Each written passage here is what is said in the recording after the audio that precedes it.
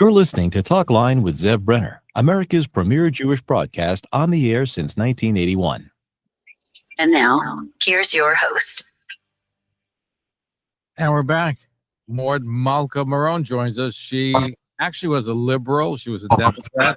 She converted from that to being a Republican. She also is a convert to Judaism. But she's running for district attorney in Manhattan to challenge Alvin Bragg, the current DA, who's not very popular in the Jewish community in other areas because crime is rampant in Manhattan. Welcome to the program. Thank you for joining us again. Zev, thank you so much for having me again. Thank you. So how's it going? Because being a Republican in New York is not easy running for office, especially in a place like Manhattan. You got so many people that are Democrats that don't like Republicans.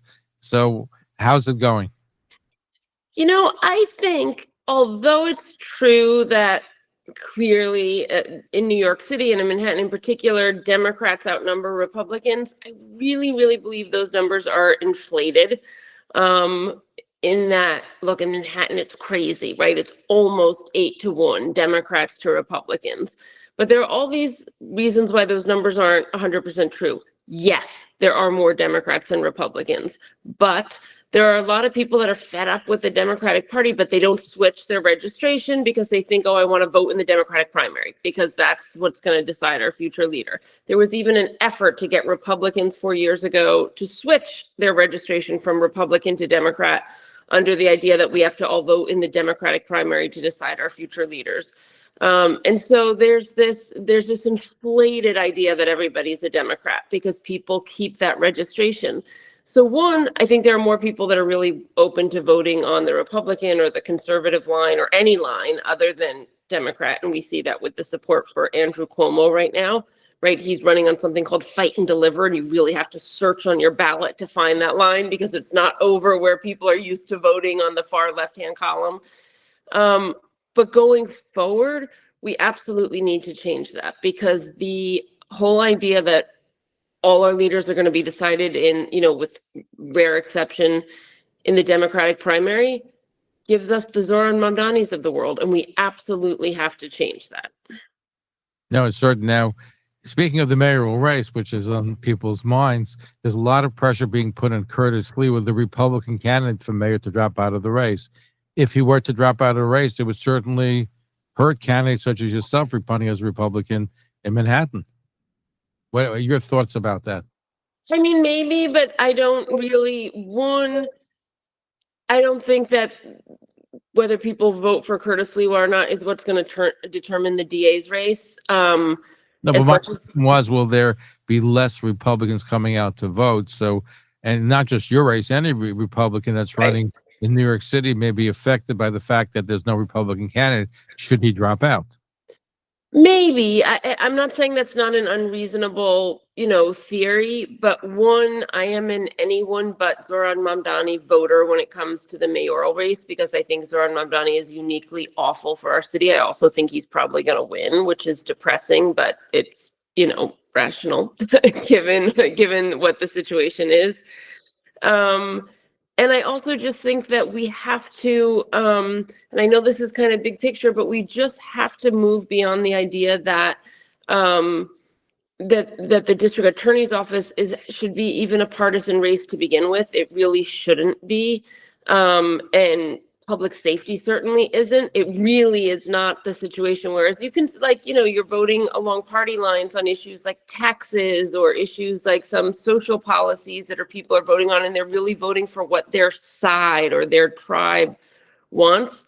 But everybody wants public safety. Everybody wants to be able to get on the subway safely. Everyone wants to be able to walk into a store and buy shampoo without having it, be a 5 to 10 minute ordeal to get somebody to unlock the shampoo aisle. Everybody wants if your parents live in the city, if your kids go to school here, everyone wants people they know to be safe on their way to and from, work or school. It's really not a Democrat or Republican issue.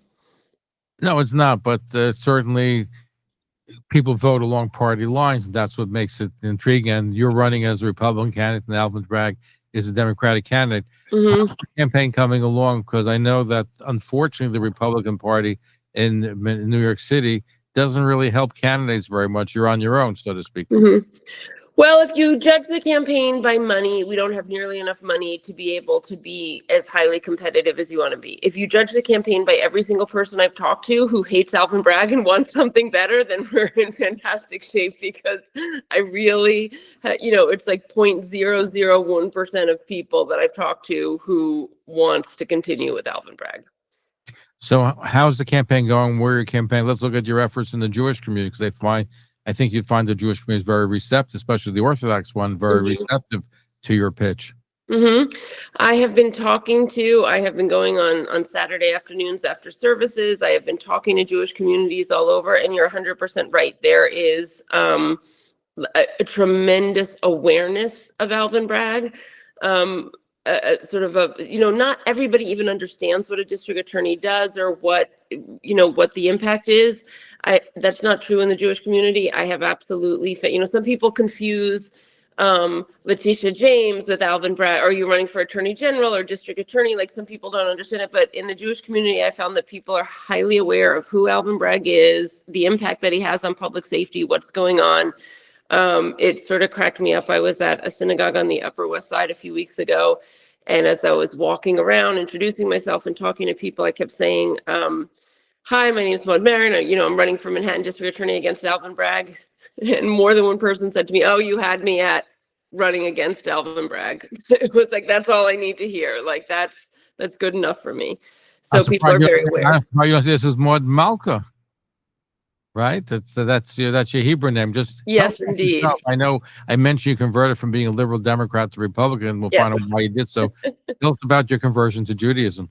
I converted to, unlike many people, I think the normal or the more regular conversion, especially for some women, to Judaism is when you're older and you're getting married and you're marrying somebody Jewish. I converted as a very young girl because my mom married someone who was Jewish, and so she converted, and then I converted, as well as a young woman. So I grew up going to synagogue. I grew up in Pennsylvania, and I went to B'nai Abraham Synagogue in Pennsylvania. So, being Jewish was, just part of growing up. And so, you're a member of the tribe. Now, what made you decide to leave the Democratic Party and become a Republican? Because you ran for Congress and City Council as a Democrat. I sure did. I ran as a common sense Democrat. I ran as someone who opposed defund the police. I ran as somebody who opposed a lot of the efforts in my kids' public schools. I have 4 kids in New York City public schools. My eldest boy graduated and is in college now. But there's this quote attributed to Ronald Reagan. Supposedly it's apocryphal, or he didn't really say it, but it's such a good quote, I have to say it anyway, which is, I didn't leave the Democratic Party left me. And that's true of me right now. And I think it's true of a lot of New Yorkers. It doesn't mean that everyone's turned into a Republican. It doesn't mean that everybody's figured out where they want to be politically. There's a lot of political homelessness out there. But for me, my values didn't change all that much. And what I want from my city in terms of safety, my children's schools, in terms of taxes, in terms of just good governance and smart governance, that didn't change very much. But the Democratic Party has changed very dramatically. Like, it has become very, very extreme in New York City. And so I think I'm not alone in saying that, that there's that feeling of this is no longer what I'm comfortable with. So what's your strategy between now and Election Day? To talk to as many voters as possible, to talk on radio, to shake hands outside, to talk to everybody. And I'll say, I know it's an uphill battle, but I'm going to tell you this, I think uphill battles are worth fighting, Zev. I think we have to, Zoran Mamdani's primary win, bummed me out very much, but it also proved me right. I said last year, people said, oh, it's great, you're going to run against Alvin Bragg, he's so terrible, but why not run in the Democratic primary? And I said, because the Democratic primary